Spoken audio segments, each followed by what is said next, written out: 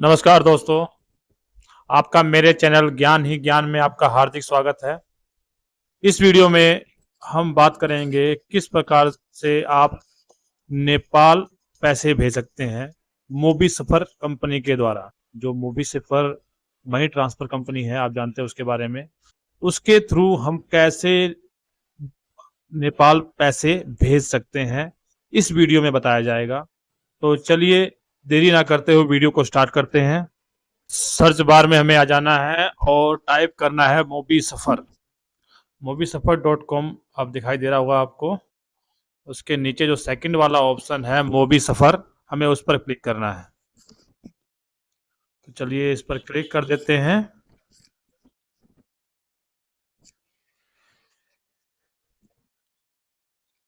Click करने के बाद कुछ इस प्रकार का इंटरफेस सामने आ जाएगा। हमें यहाँ पर अपना मोबी सफर का लॉगिन आईडी, पासवर्ड और कैप्चा फिलअप कर देना है और लॉगिन पर क्लिक कर देना है।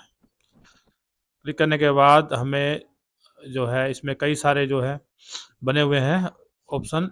तो हमें जो फिफ्थ ऑप्शन आपको दिखाई दे रहा है नेपाल नेपाल मनी प्रभु, इस वाले ऑप्शन पर यहाँ पर हमें क्लिक करना है। हमें नेपाल ट्रांसफर करने हैं पैसे। तो चलिए यहाँ पर क्लिक कर देते हैं। क्लिक करने के बाद यहाँ पर अब सेंडर का हमें मोबाइल नंबर डालना है। जो कस्टमर हमारे यहाँ पैसा भेजने आया है उसका मोबाइल नंबर हमें यहाँ पर डाल देना है और सर्च पर क्लिक कर देना है। सर्च पर क्लिक करने के बाद कुछ इस प्रकार का इंटरफेस आपके सामने आ जाएगा।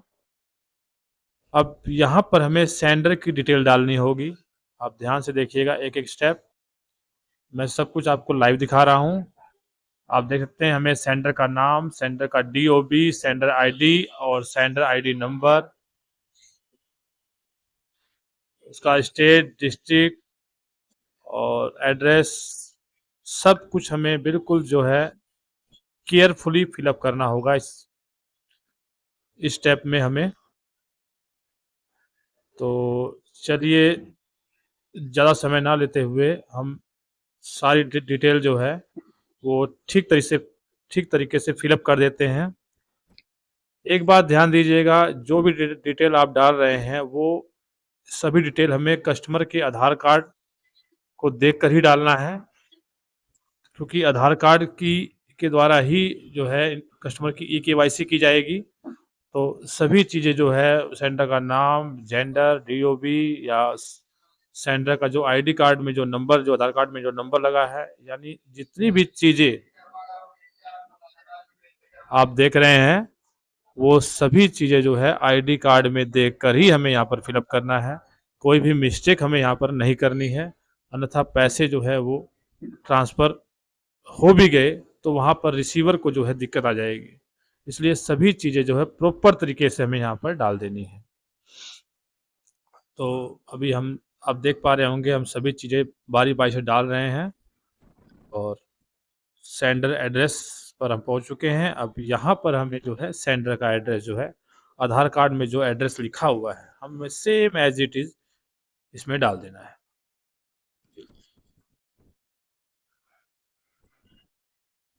तो यहाँ पर हमने डिटेल डाल दी है। एक चीज़ का ध्यान दीजिएगा, सभी स्टेप जो है केयरफुली देखिएगा तभी आपका समझ में आएगा, अन्यथा जो है आपको दिक्कत आ जाएगी KYC करने में।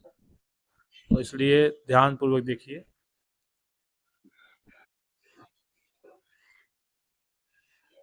तो हमने यहाँ पर डिटेल आप देख सकते हैं फिल कर दी है। अब सेंड OTP पे हमने क्लिक कर दिया है। अब कस्टमर के मोबाइल पर सेंड OTP जो है हमने कर दिया है, वहाँ पहुँच गया है।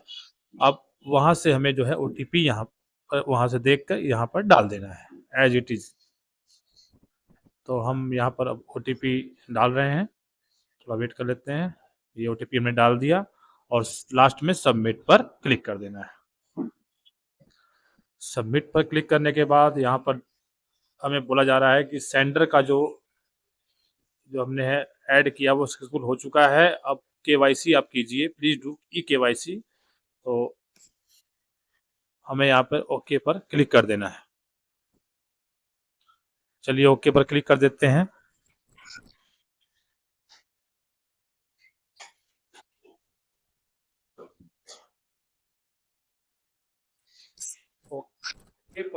ओके पर क्लिक करने के बाद आप देख सकते हैं यहाँ पर ई केवाईसी स्टेटस में unverified on board status pending हमें शो हो रहा है।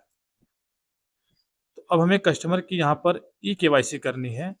ध्यानपूर्वक देखिएगा, यहाँ पर जो ई केवाईसी स्टेटस के नीचे अनवेरिफाइड लिखा हुआ है, उसके साथ में ही एक ब्लू कलर का क्लिक टू ई केवाईसी लिखा हुआ है।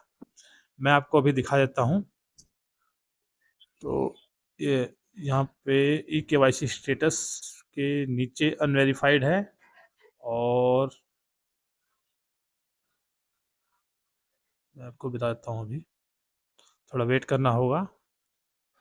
अभी हम सर्चिंग कर रहे हैं। तो ये जो ई केवाईसी स्टेटस के साथ में आप देख पा रहे हैं क्लिक टू ई केवाईसी, हमें इस वाले जो ब्लू कलर का निशान दिया गया, इस पे हमें क्लिक करना है। क्लिक करने के बाद ही हम जो है कस्टमर का ई केवाईसी कर पाएंगे। तो चलिए ज़्यादा देर ना करते हुए हम जो है क्लिक टू ई केवाईसी पर क्लिक कर देते हैं।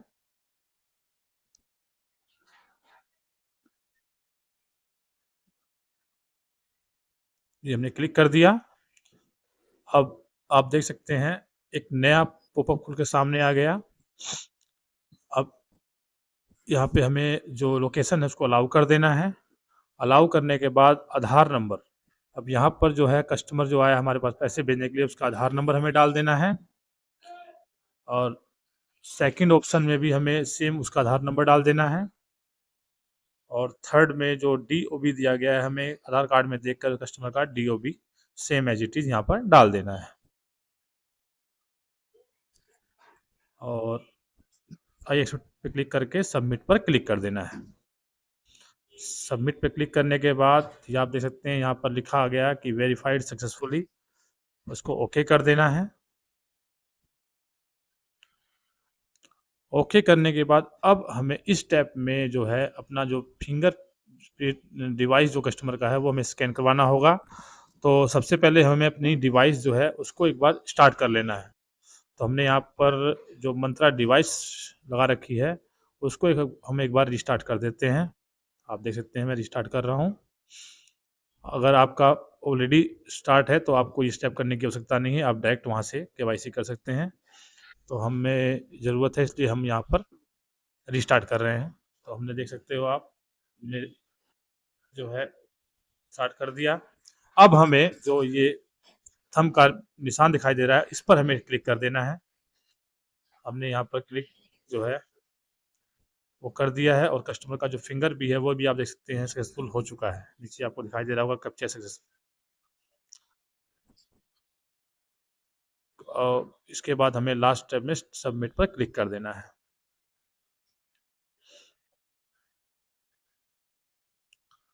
अब यहाँ पर लिखा रहा है e KYC successfully done, please use sender search to get updated e KYC on board status. अब ये हमें बोल रहा है कि हमें हमारी जो केवाईसी वो सक्सेसफुल हो चुकी है। अब जो है एक बार आप सेंडर का नंबर डाल के सर्च कर लीजिए कि आपने जो ई केवाईसी की है वो सक्सेसफुली डन हुई है या नहीं। तो थोड़ा वेट करते हैं और हमें अब इस जो सिस्टम को पूरे को हमें कट करना होगा। यहाँ से जो कट का निशान है आप देख पा रहे होंगे, हाँ इसे यहाँ से हमें कट कर देना है। कट करने के बाद हम हमें जो मोबी सर्वर कंपनी है जो हम जिस पर हम ये काम कर रहे हैं, हमें उसके होम पेज पे आ जाना है। तो चलिए हम मोबी सर्वर के होम पेज पर आ जाते हैं। यहाँ से हमने कस्टमर का मोबाइल नंबर जो है कॉपी कर लिया है ताकि वहाँ पे हम डायरेक्ट पेस्ट कर सकें। और मोबी सर्वर पे क्लिक करके ये होम पेज पे आ गए। अब फिर से हमें जो है नेपाल मनी प्रभु पर क्लिक कर देना है।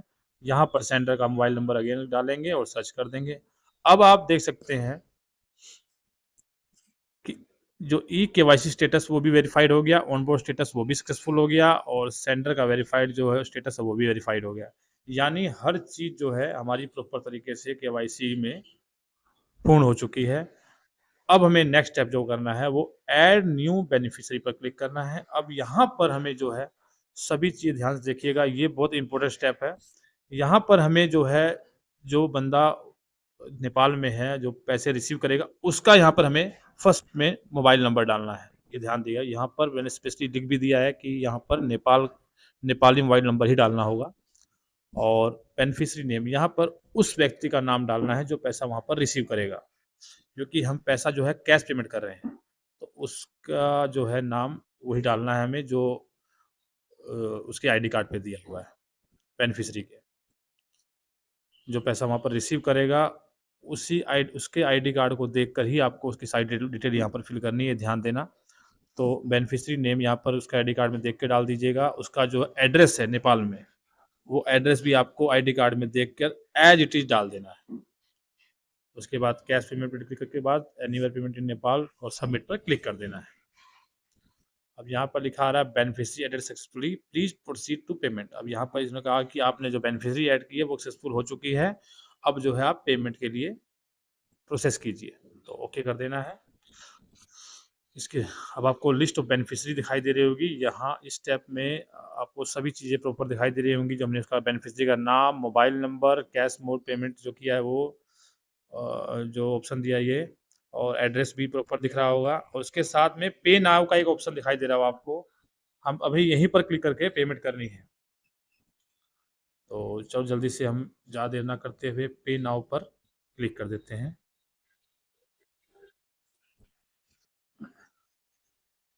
तो पे नाउ पर क्लिक करने के बाद आप देख सकते हैं थोड़ा सा प्रोसेसिंग चल रही है, और थोड़ा सा वेट करना होगा। यहाँ पर अगेन पे नाउ पर क्लिक करेंगे, ये देख सकते हैं आप। अब यहाँ पर हमें नीचे जो है, जो अमाउंट हमें सेंड करना है नेपाल में, वो इंडियन जो पैसे हैं वो आपको अमाउंट यहाँ डालना है, और सेंड ओटीपी नीचे लिखा हुआ है, उस पर क्लिक करके हमें यहाँ पर ओटीपी फिलअप कर देना है। तो चलिए, हम ओटीपी सेंड हो चुका है कस्टमर के मोबाइल नंबर पर। अब ये ओटीपी जो है हम इसमें डाल के सबमिट पर क्लिक कर देंगे।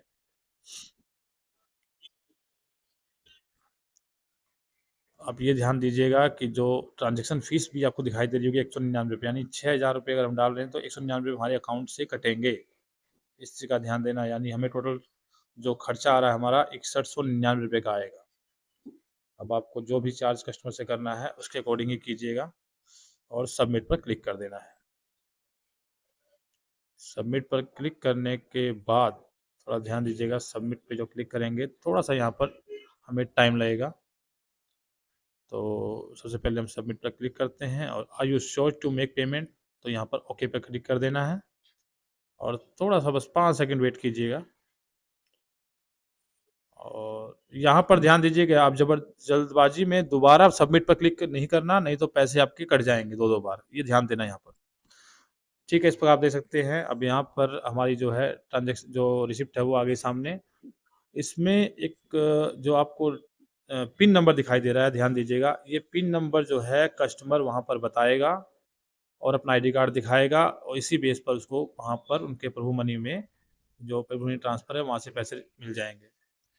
और ये रसीद जो है आपको दिखाई दे रही है, इसका प्रिंट आउट निकाल के हमें यहाँ पर जो सेंडर भेजने आया है उसको हमें ये रसीद दे देनी है। इसमें आपकी पूरी डिटेल इसमें दिखाई देगी, इसमें पिन नंबर भी दिखाई देगा। और ध्यान देने वाली बात ये है कि यहाँ पर जो सेंडर अमाउंट है 6000 भेजने पर, वो हमें नेपाली जो है 9600 बनेगा, ये भी आप देख सकते हैं। तो इस प्रकार मैंने आपको सारी चीज़ लाइव दिखा दी। आई होप आपको वीडियो पसंद आई होगी। वीडियो पसंद आई हो तो चैनल को लाइक, सब्सक्राइब ज़रूर करें।